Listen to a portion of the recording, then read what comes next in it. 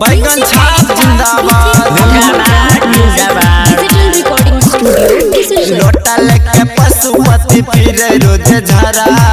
यह बात सुनी बंसी गरम भेले पाड़ा बंसी मौगी भेले खारा फिर वार्ड में दुआरा बंसी मौगी भेले खारा फिर वार्ड में दुआरा लोटा लेके सोनू सिंह फिरे रोज झरा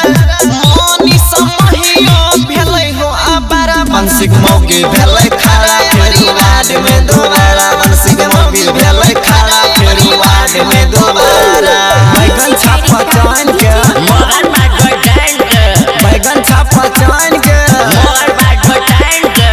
बड़ी ही बाल बनते सरकार बैगन छाप लेके करे छे प्रचार बैगन छाप जिंदाबाद अब की बार बनते सरकार बैगन छाप लेके करे छे प्रचार मीरा मलिया के करे छे इशारा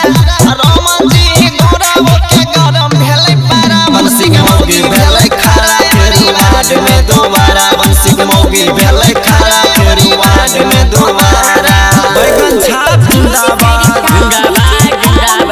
बैगन छाप जिंदाबाद सुनो हो समाज एकरा लागे नै छै लाज बिक्की विशाल बन गेले रंगबाज मैथिली सिंगर जिंदाबाद